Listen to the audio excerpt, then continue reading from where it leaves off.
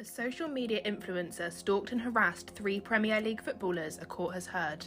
21-year-old Orla Sloan is alleged to have sent dozens of messages to Chelsea midfielder Mason Mount, his teammate Ben Chilwell and ex-teammate Billy Gilmour, as well as calling them on a number of occasions. The court heard that Mount and Sloan met at a house party at Chilwell's address in 2020. The prosecutor said the pair stayed in contact for around 6 months before Mount decided that the relationship was not going to progress. It's claimed Orla Sloan used 21 different phone numbers to contact Mount.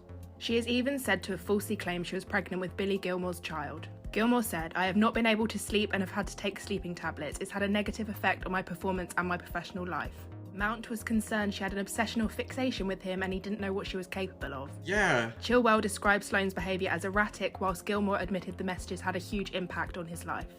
She has pled guilty to stalking Gilmour causing serious alarm or distress, to stalking Mount and to harassing Chilwell. She has been released on bail ahead of her sentencing, where she faces time behind bars. Okay, so what I got from that is that basically she is still out and about and on the run. These athletes need to hire 24/7 security because this woman's gonna come for them. I know a girl exactly like this, the different phone numbers stalking just absolutely insane. I can understand if you have a crush on somebody how you might become a little bit obsessed with them. Not that type of obsession. You know, there's a big difference between having an obsession with somebody and that. Like, that's a whole lot different. And I've even had it before, you know, I was chatting to somebody and basically it didn't work out. They then sort of text me in a completely new phone number. You know, like, it's not really that normal, is it?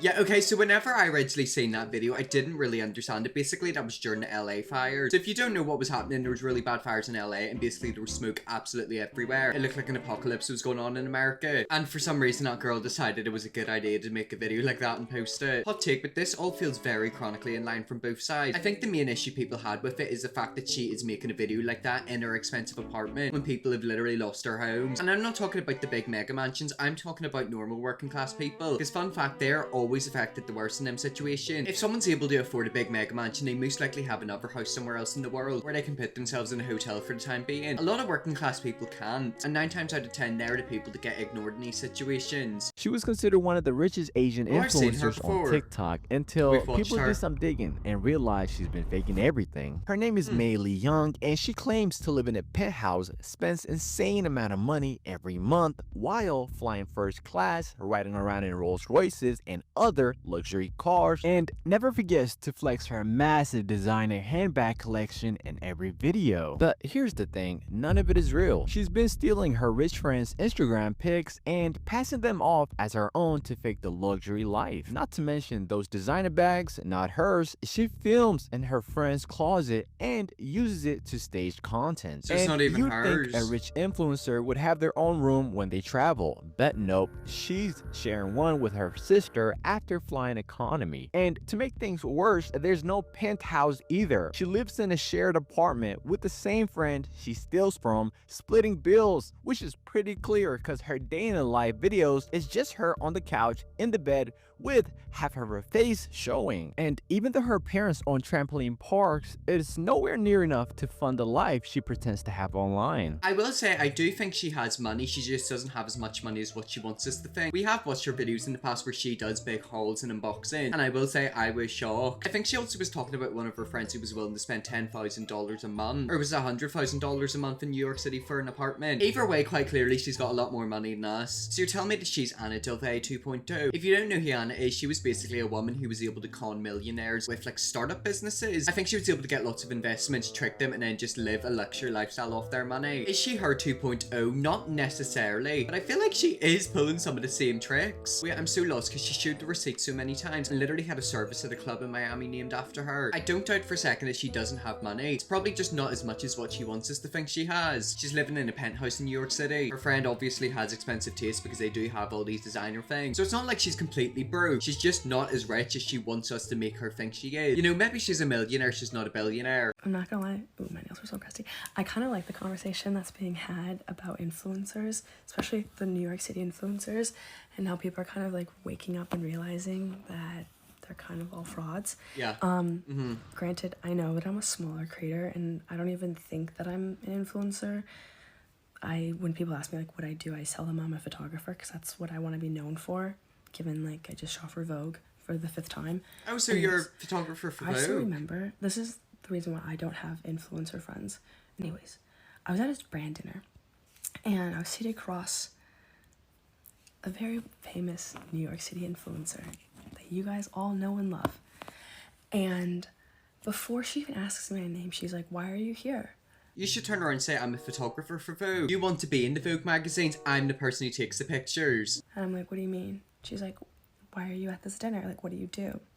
And I was like, "Oh, I'm a photographer." She goes like, "No, like, what do you do? Like, what's your niche? Like, a photographer wouldn't be invited to this dinner." And I was like, okay, yeah, they would. Yeah, well, yeah, especially for Vogue. I guess I do content. And I gave her my spiel, saying that like I inherited a bunch of my grandma's clothing. You know, that's when Hermes reached out to me, was flown out to Paris with them, and then became like a Louis Vuitton ambassador, just like the whole spiel.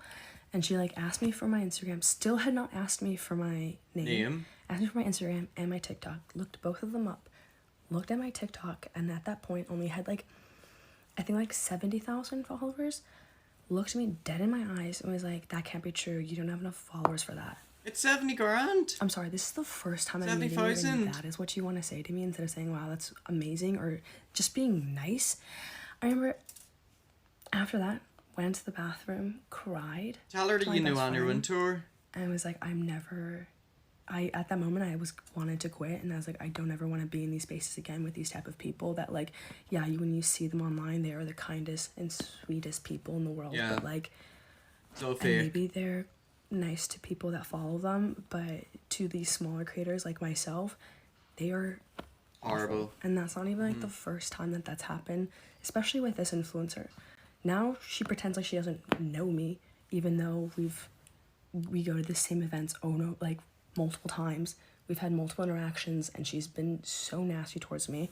All of her little friends, equally as nasty as towards me, like, are obsessed with these like big people that do have these like aesthetic and perfect lives that like aren't the truth. Yeah, they're all fake. I think that it's all put together. It's not real. Go and follow me. But I'm saying, like, give these smaller creators a chance that actually have a personality that seems more realistic and more, realistic to your lifestyle and what you want to see. Stop trying to like glorify these like perfect people when in reality they are the meanest girls you'll ever meet. Oh, trust me, I know exactly what she's on about. Whenever I was, how old was I? I think I was 15, 16. Basically, I went to a few events in London because at that time I had a pretty big following in TikTok and in my main channel. I was at a social media event and given a backstage pass. I remember I seen a YouTuber who I knew. Keep in mind, I was only 15, 16 and they gave me the dirtiest look ever for no reason whatsoever. I mean, looked me up and down and just had like disgust in their face. And keep in mind, I'm like 15. You could literally tell I was 15. This guy was in like his early 20s. Where does that nastiness come from? Like, where does the coldness come from? You ever meet someone and like you can just tell that they're just like such a cold person, and you're thinking in your head, you know, how did that happen? Where did all the coldness come from? And the funny thing is, I had near enough the same amount of followers as this guy, so I don't know why he was acting like that for. Okay, so originally I seen that video on Reddit, so I looked for it in TikTok. This is what a screenshot of the comments had to say. "Oh, the horror stories I have with some popular New York City influencers. One in particular has a track record of abuse that is mind-numbing, but it gets overlooked because we love what she wore once. I'm so sorry you've had bad experiences with other creators. It's a terrible feeling. I was used as a diversity friend for her and was basically used to help clean up her image during the pandemic. I'm so embarrassed I trusted this pilgrim." So basically you got used to make her look better. I kind of want to get to know these people. Obviously they seem like horrible people, but I kind of want to get to know why they went that way. Is it the fame? Is it the money? Is it an insecurity? Or were they treated like that so then they started treating people the same way? Like, there has to be a reason why. Exposing a nutrition influencer who just makes up rules as he goes. These are the bars you want. Rose is chomping on right now. Do we see cane sugar? No. Cane sugar, bad. Almond and pecan clusters are on sale. These are nice, sweetened with just a touch of sugar. Except in almond and pecan clusters. No matter what type of sugar it is, do not eat it. I don't care if it's cane sugar. Okay, never mind. Sunflower, safflower, grapeseed, and canola oil. Run, Forrest, run. Okay, grapeseed oil, bad. I'm gonna drizzle in a couple teaspoons of grapeseed oil. Grizzly bear style. Except in potato pancakes. Look for no gums, no emulsifiers. Gums, bad. I actually like this better than regular cow's milk ricotta. Look at the ingredients, clean as a whistle. Gums, yeah, fine. Bobby, you say avoid gums and emulsifiers when you can.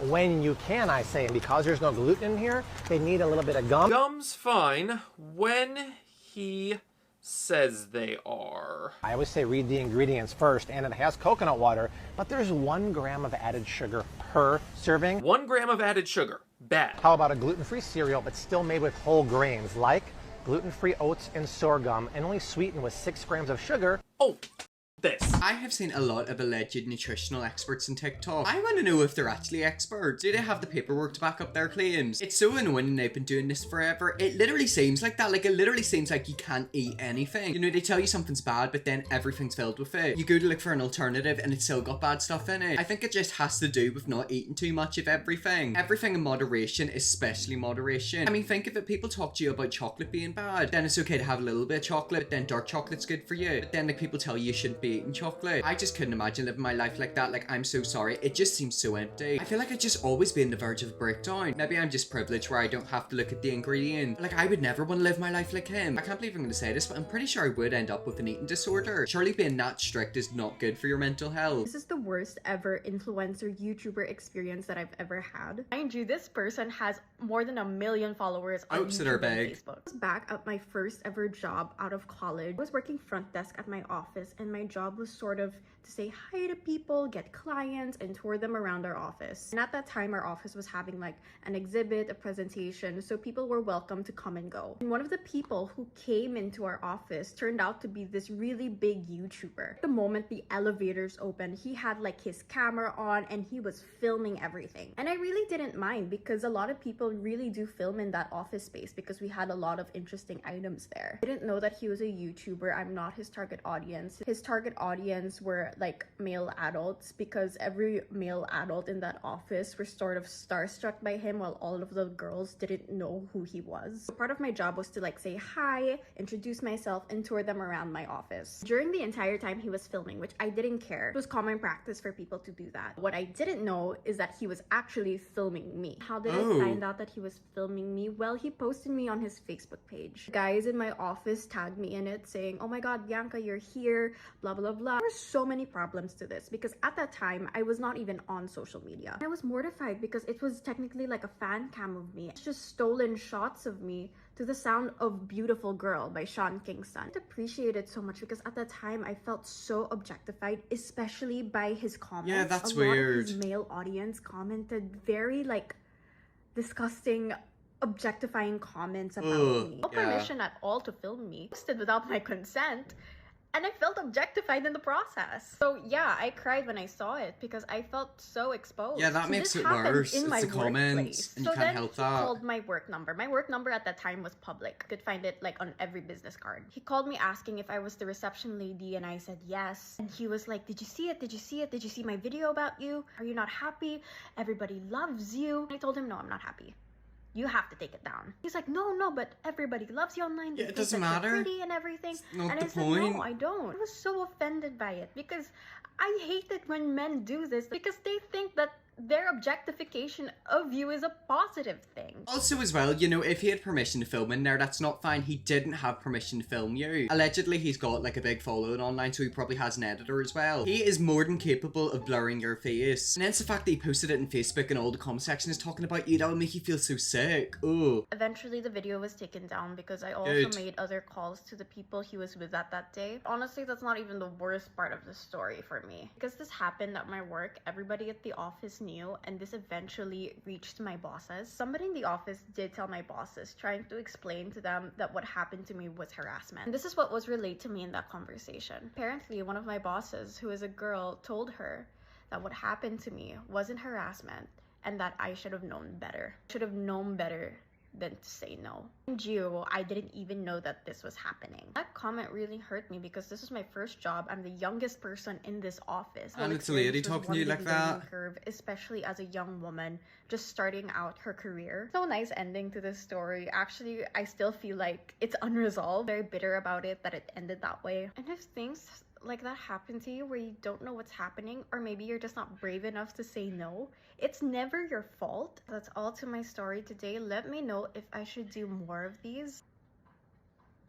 You know how that HR lady was saying it's not harassment? How about you get him to do that to her, and then she can scroll through all the comments objectifying her and then get rang by men who've seen her online? First of all, she was filmed, which she didn't know. She also wasn't blurred out, and then the comments are basically harassing her and then ringing her. It was a pretty bad experience, however. Could have gone much worse. You know, it could have turned into a situation where men who've seen her online then started turning up to the office to stalk her. I hope you won't ever experience this anymore. Did you reach out to the HR or resign from that company? HR was completely useless and they stayed there for another year. I mean, do you want to know something? The best thing to do is probably just to stay there for the money, save up, and then move away, because it seems like a crap company to work for. Well, anyways, guys, that's some influencers who got exposed. If it seemed like more influencers getting called out and exposed, then I definitely will. Just figured scrub and see you all tomorrow for another video.